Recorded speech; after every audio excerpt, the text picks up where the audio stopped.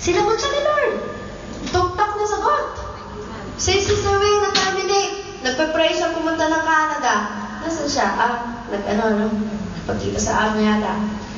Nagpe-pray siya pumunta ng Canada. Ilang beses na nagkakagulo-gulo processing niya. Matagal na siya nag-a-apply. Sabi ko, manalangin kang mabuti. Sapagkat si Lord ay sumasagot din naman sa mga circumstances. Sige pa rin, nagpa-interview. At nung na-terminate siya, sabi ko, napakaliwanag ng sagot ng Panginoon. Mas maliwanag pa sa sikat ng ulan nung time na tumawag siya sa akin. Sa wansaya ko. What's the point? Kapag talagang nananalangin ka kay Lord, inaalam mo kalooban niya, sasagot siya ng maliwanag sa iyo. So, it doesn't need, aalis ka dun sa isang situation na yun. Halimbawa, asawa mo, hirap na hirap ka na. Alam mo bang, kadalasan nga, yung mga taong negatibo sa paligid natin ay ginagamit ni Lord na sandpaper to polish our character. Amen. Amen. Palakpakan natin ang Panginoon. Yes! Ginagamit niyang sandpaper para kinisin tayo. Kaya nga sasabihin mo bang, Lord, ba't ba ako napunta dito sa amo na to? Ba't ba ako nagkaroon ng ganitong alaga? Ba't ba ako nagkaroon ng ganitong asawa? Ganitong anak? Galing sa'yo yan, baka nagmana sa'yo. Hindi ba? God is using them to polish you. Para kayasin, kinisin, lahat ng mga magagaspang sa atin. So, binigyan tayo ng spirit, not the spirit of fear, but of power, love, and sound mind. Yun ang gamitin natin. Ngayon, meron na tayong brand new nature. Amen? 2 Corinthians 5:7. If anyone is in Christ, he is a new creation. All things have passed away. Behold, everything become new. Bago ka na ngayon. Sabihin mo sa katabi mo, bago ka na ngayon. Bago ka na ngayon, bago ka na. So, tanong, kung tayo ay bothered, sa mga pinagdadaanan natin ngayon, be at peace. Hayaan mo lang. Naalala mo yung donkey na nahulog sa balon? Alam niyo na ba yung kwento ng donkey? Maraming bago. For the sake of them, wag niyo ako unahan. Kung ano sa nila. Hindi ba meron isang donkey nalaglag sa balon? At yung amo, mahal na mahal yung donkey na yun kasi ang tagal-tagal na ng alaga itong donkey na ito. Wala siyang magawa. Walang tubig yung balon. So, ang ginawa ng amo niya, kaysa naman sa makita kung unti-unti kang namamatay, ililibing na kita ng buhay. Kaya, kumuha ng buhangin yung amo niya at tulak-tulak sa kamatilya, pinapalahan niya. At ang hindi alam ng lalaki, habang bumubuhos ang buhangin dun sa daki, alam mo ginagawa niya? Ipinapagpag niya at saka sa lulog ng pataas. Iniibabawan niya yung buhangin. Sige naman ang lagay yung kanyang bossing. Papagpag niya. Lagay. Pagpag. Hanggang sa tumaas yung buhangin. Ano nangyari sa kanya? Himala! Ayan na yung dati! Amen? Kasi mga kapatid ko, in punishing our character, sige lang nagbuhos sa'yo. Buhangin, problema, ano ang gagawin mo? Ipagpag mo! Sige nga, ipagpag mo! At saka ka umibabaw! Ang hirap kasi sa atin, kapag nabubuhos sa atin, anong kwenta ang buhay ko? Hayaan na lang natin natabunan na tayo doon. Kaya ang sabi ko, kailangan natin ng discipline at self-control. Faith, yes, kailangan mo yan. Pero hindi enough yun. Enough para magpasok tayo sa langit. Tatanungin niyo siguro, hindi po ba ako makakapasok sa langit kung wala akong discipline at self-control? Ang hirap sagutin, Kasi baka mamaya, mawala na sila ng discipline at self-control pag nalaman nilang papasok sila sa langit kahit wala nun. Kaya lang, ito ang pinaka-nakakalungkot. Hindi sila magiging masaya. At ang pinaka-worst pa, kahit kailan hindi malulugod ang Panginoon sa buhay nila. Pasok sila sa langit. Bakit? Dinagap nila si Lord Kaya lang walang disiplina. Unless na yung kawalan mo ng disiplina at kawalan mo ng self-control ay nagdulot sa'yo na gumawa ng kung ano-anong mga kasalanan para mawala ka. Pero, meron kang relationship kay Lord, tinanggap mo ang Panginoon, ligtas ka na. You have faith, you believe in God, ligtas ka. But what about the rewards? What about glorifying God? Amen? Nasabi niya naman ito sa buhay niyo na walang halaga ang lahat. Ang pinakamahalaga lang ay yung mabigyan mo ng kalungkuran ng Panginoon sa buhay mo. Nasabi niya na po ba yun? kung titimbangin natin lahat sa buhay na ito, wala mo naman talagang mahalaga kasi lahat yan mawawala. Sa isang kisap mata, di ba? Sa pagtunog ng trumpeta, lahat tayo kukunin. Yung iniingatan mo mga alahas, magandang katawan, di ba? 24, 36, 34, pag nakatagilid. Diba? Lahat dyan, mawawala. So, ano na lang matitira sa'yo? Lahat ng bagay na ginawa mo para sa Panginoon. Amen? Naisip niyo ba yun?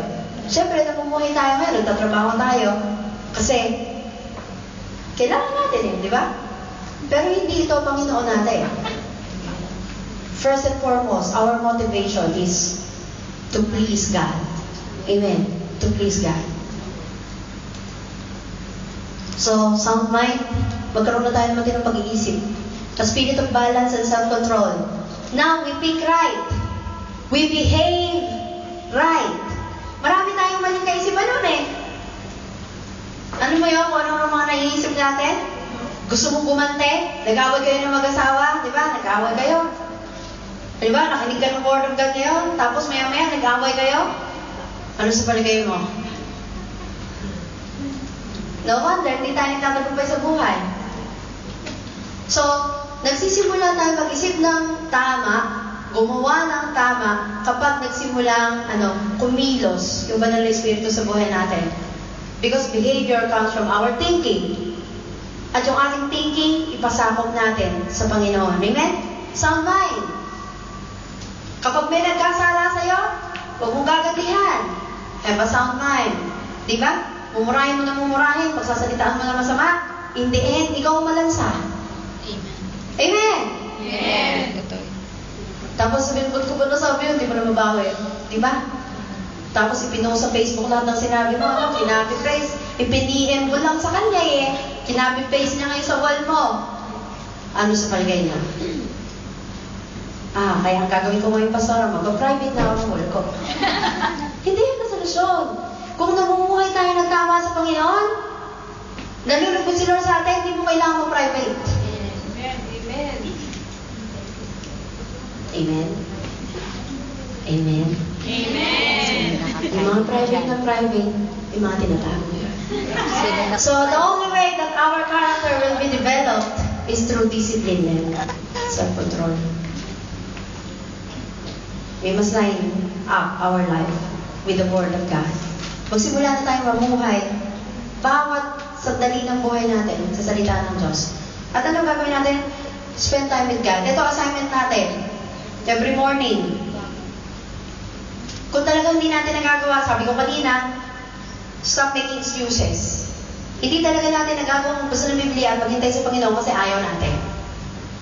Amen? Umamin na tayo sa ating sarili. Huwag na natin lakuin ang ating sarili. Ayaw natin So, kaya assignment, kahit 10 minutes, okay, mag-spend ako ng time sa Panginoon. Waiting on God and meditating in the Word of God is not just reading. Amen? Waiting on God, it means we are lingering in the presence of God. We are lingering in the presence of God. Nasaan na yun? Ayan. Ibig sabihin, naghihintay kang mangusap siya. Minsan mahirap ito yung being still. Alam mo yung tahimik, tayo mga babae, gusto natin salita ng salita. Sino dyan yung mga hindi makapanahimik? Waiting on God, ibig sabihin, naghihintay ka. Ano yung mga ibubuo sa'yo ni Lord? Naranasan nyo na ba yun? Kapag talagang hirap kang mag-focus, kahit 10 minutes lang magsimula ka, mapapansin mo na lang mamaya, isang oras ka na pala. Kasi ito ginagawa natin Okay, discipline, self-control, meditating the Word of God, quiet time. Bukas na bukas magsisimula ako. Sabi ni Pastora, siyang oras, nag-set ng alarm clock. Alam mo, hindi mo kailangan ng alarm clock. At force of the flesh, alam mo yun, kasi kung minsan iniisip natin to, magbabasa ako ng isang chapter o 5 chapters a day. Hindi nalulugod si Lord sa mga laws na yon. Ang kinalulugdan niya, nag-i-enjoy ka ba sa presence niya? Pero alam mo kung wala kang oras, hindi ka nasiset, malaya ka, alam mo yan, just as you are. Lumapit ka kay Lord, gawin natin ang prayer ay hindi isang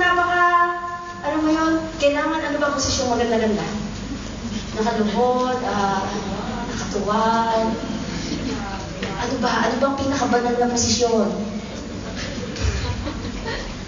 Mga kapatid ko, waiting on God, gawin mong natural lang.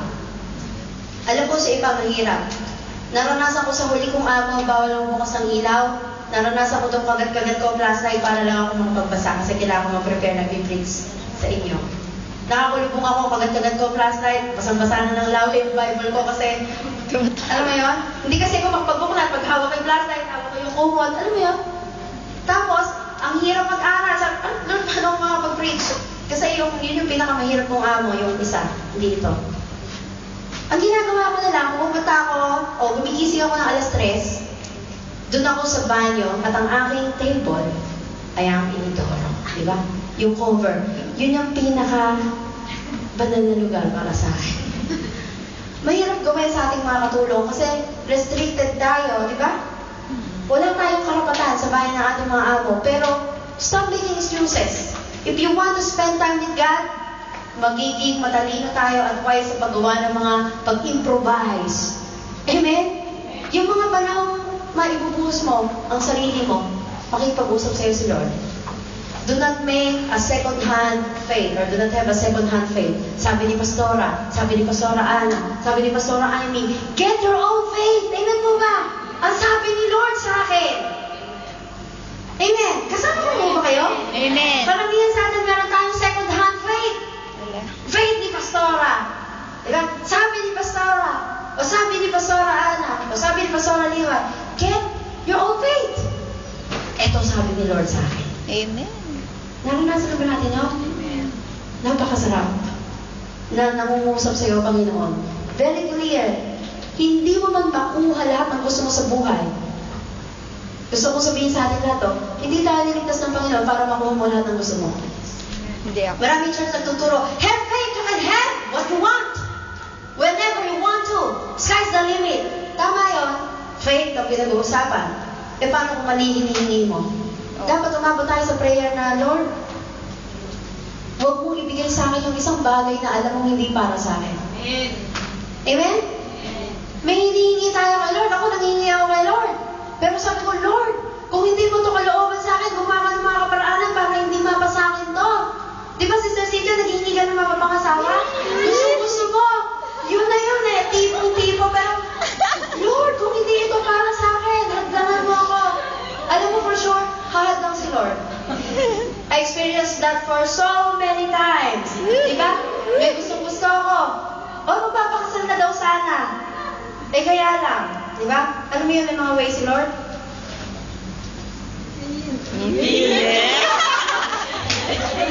Diba? Pero alam na alam mo sagot ni Lord John. Ano gagawin mo? Ito, ang pinakamahalaga. You must rather have peace with God more than anything else. Kahirap na kaaway ang Panginoon. Alam mo yung napaka-worst na feeling yung magpe-pray ka, pero alam mo merong something between you and God. Hello? Hindi ka makapag-pray. Hindi ka makapaghingi. Dahil nahihiya ka.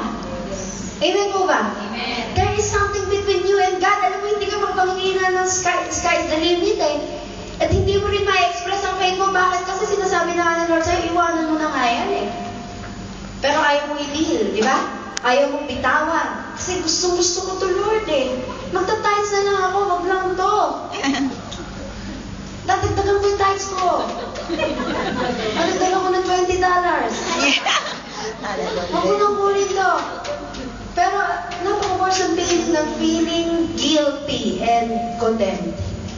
Kasama ko ba kayo? Amen. So, more than we ask or we desire for anything, the most important is we have peace with God. Amen. Nadadating tayo sa point, Lord, kung hindi mo ito gusto, huwag mo ibibigay sa akin. So, kung mag-pray tayo sa Panginoon, we are waiting on God. Talk to God just as you are. Gusto mong Ilocano? Mag-Ilocano ka? Gusto mong mag-Ingles? Okay lang. Kung paano nga express ang sarili mo, Bisaya, Kapampangan, Panggalato, Amen? Ano mga salita niyo? Okay na. Bakit? God understands every one of us. Amen. Nakakuha ka ni Lord. Alam mo, hindi ka pa nga nagsasalita. Umiiyak ka pa lang, humihigbi ka pa lang. Minsan yung mga pagkakala kung hindi tayo makapagsalita eh. Di ba? Alam na ni Lord agad. So, talk to God. Naghihintay siya sa'yo, sa presensya mo. Bago ibigay ni Lord ang mga ninanayas mo, you must delight yourself first in the Lord. Psalms 37:4, delight yourself in the Lord and He will give you The the desires desires of your heart. of your heart. Ang gusto ng mga tao, makuha agad. Di ba? Alam mo, maraming tao gusto nila yung benefits, pero ayaw nila magtrabaho. Hindi ba may mga tao yung mayaman? Sasabihin mo, ay buti pa sila milyonaryo na. Buti pa sila maraming pera. Buti pa sila may sarili ng bahay. Buti pa sila. Buti pa sila. Nagtatides ka ba? Buti pa si Pastor Ivy. Di ba? Binibigyan lagi ng amo. Niregalo ng laptop, iPad. Ano yung mga nairegalo? Mamahaling relo. Gold. Di ba? Libreng bill sa telepono. Naku, baka utangan, ano? Ngayon, ito tanong. Bago na nakuha yun, meron siyang ginagawa. Di ba? Minsan kasi ganito tayo.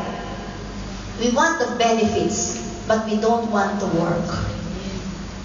Bago mo makuha lahat ng gusto mo, work. Ano yung mga work? Hindi ko sinasabing works of the flesh. Obey God. Kailangan mo magbigay sa Panginoon, kaya ka pala naghihirap at hindi mo makuha-kuha lahat ng gusto mo kasi hindi mo inuuna ang Panginoon sa buhay mo. Ano dapat ibigay kay Lord? Bigay mo sa Kanya yung first fruits mo, di ba? Huwag kayong matakot ipa-offering. Mamaya po. Ano ba? Bago mo hangarin ang kayamanan ng iba, tanungin mo muna, ako ba'y disiplinado sa pera? Hello? Amen. Ako ba ay bulagsak? Kung saan ko dinadala? Some people just want the benefit. They don't want to work. Ayaw maging responsable sa buhay. Ayaw gawin yung nararapat niyang gawin. Ayaw sumunod sa Panginoon. And then they want the benefit. So be responsible. Amen? Sabi mo sa kapatid mo, be responsible. Be responsible. Sumunod Be tayo sa responsible. Panginoon. And then pray to God, Lord, do a work in me.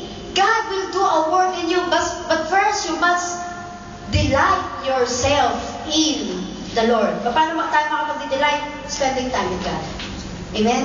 Mag-spend na tayo ng time sa Panginoon. Obey the prompting of the Holy Spirit. Si Ate Eden, nung nakaraan, ayaw niya mag-pray kontra.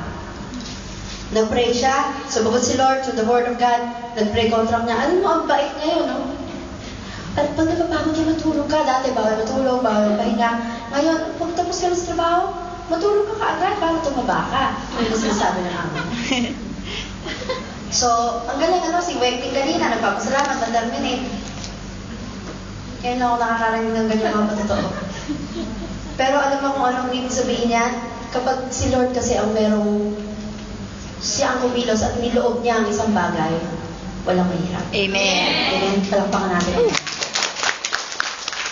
So just obey the prompting of the Holy Spirit. Kaya niyang kausapin ng kahit sino. Kaya niyang buksan ang lahat ng dapat buksan, pintuan, bintana, durungawan ng langit. Para sa'yo. Kung sumusunod tayo. So the Word of God was not only comforting and encouraging, but also confronting, correcting, and rebuking us. Huwag natin gamitin ang Word of God like pills, pampatulog sa gabi. Huwag natin gamitin, although syempre, ang Word of God, maraming magandang binubunga sa atin, di ba? Pero ang ibig sabihin, huwag natin gamitin sa maling paraan. Hindi lamang puro comfort and encouragement na binibigay sa atin dito. Kailangan din tayong kino-confront. Kapag walang confrontation, hindi matatama. Noong unang panahon, hirap na hirap ako mag-confront ng mga miyembrong gumagawa ng mali. Pero ano nangyayari? Tumitigas ang ulo nila. At one time, meron nagsabi sa akin, in-spoil mo kasi kami pastora eh. Ang sakit na marinig yun. Wala.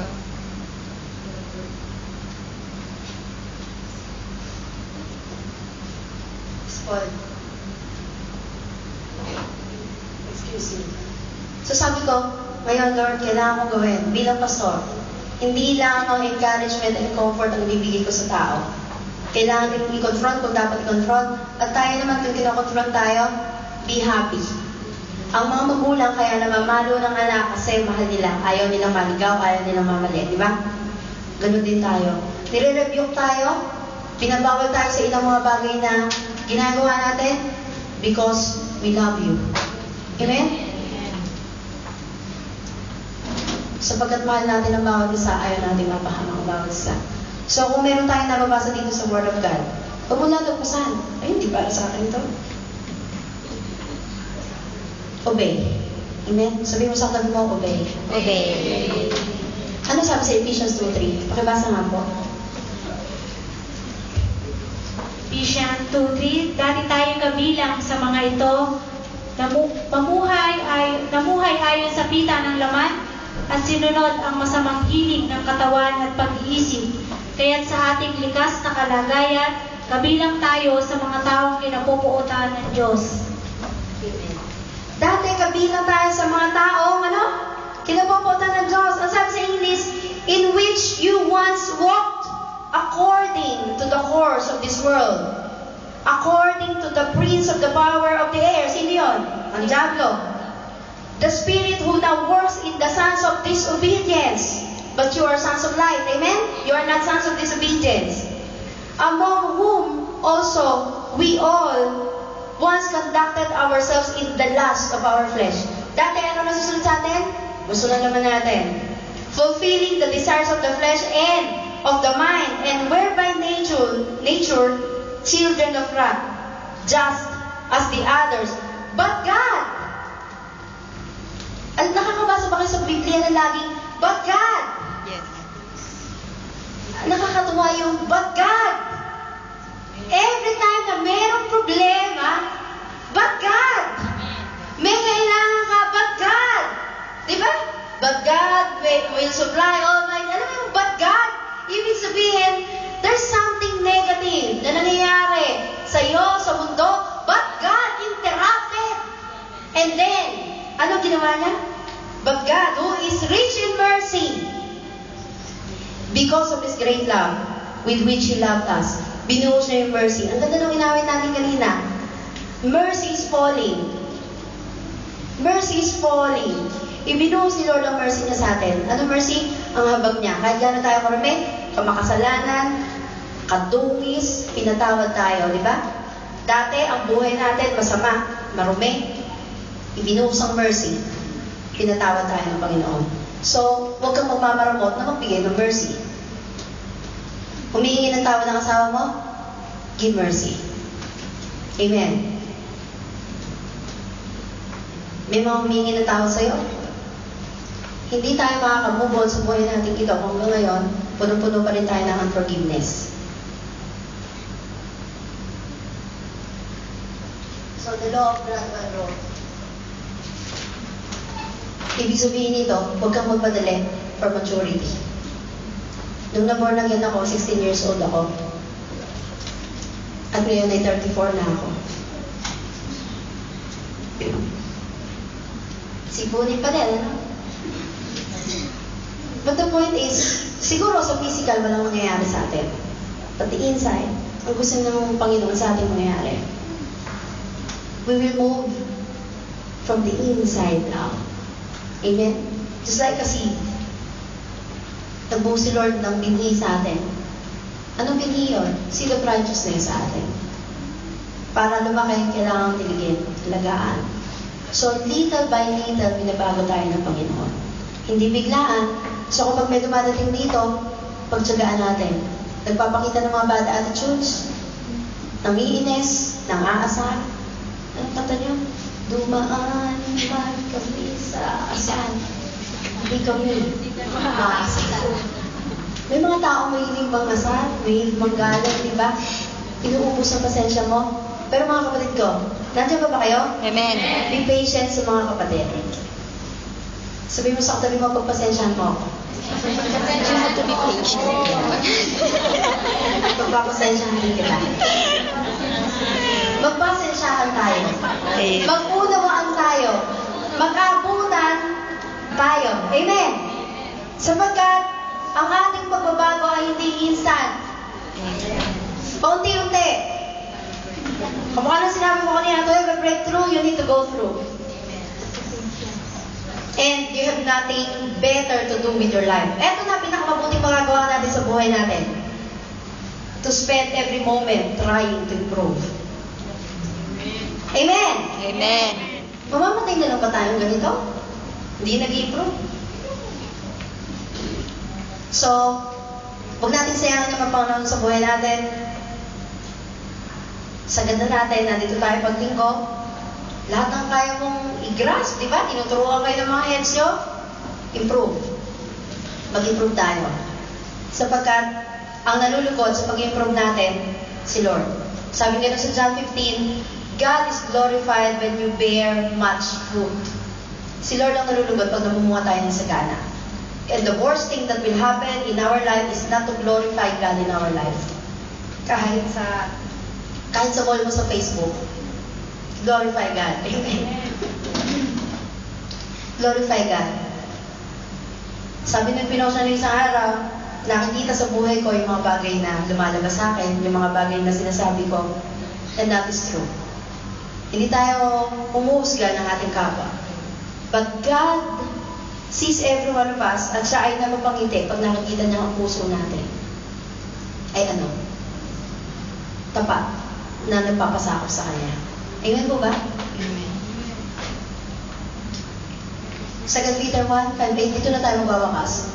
Mga bagay na dapat nalagyan natin ng self-control sa ating mga buhay. Pakibasa nga po, 2 Peter 1:5-8. 2 Peter 1:5-8. Dahil dito, sikapin ninyong idagdag sa inyong pananampalataya ang kabutihang asal. Sa kabutihang asal, ang kaalaman. Sa kaalaman, ang pagsupil sa sarili. Sa pagsupil sa sarili, ang katatagan sa katatagan, ang kabanalan sa kabanalan, ang pagmamalasakit sa kapatid, at sa pagmamalasakit, ang pag-ibig.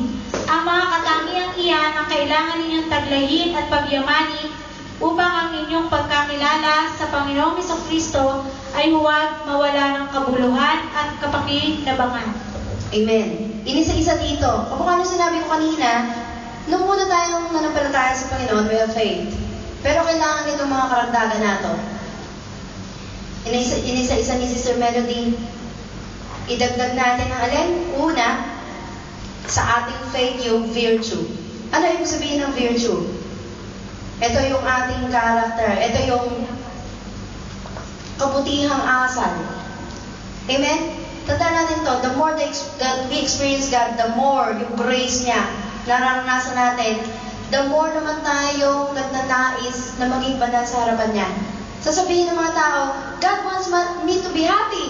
Pero naman God wants you to be holy. Iniisip ng tao, magiging masaya lang siya pag nakuha niya yung mga material na bagay. Pero, in the end, ano kahihinat na nun? Nalulungkot din siya. But if you are holy, it will produce happiness. Yung long-lasting happiness na meron tayo. Virtue. Sabihin nga po natin virtue. Virtue. Ano ibig sabihin ng temperance? Ang ibig sabihin ng temperance ay the strength to stay in place. Nawala yun. Ano po tinayin ko kanina? Pakibalik nga, sis. Yung pinakadulo. Last slide. I-click mo na lang dun sa uli. Yan. Yan nga yun. 5.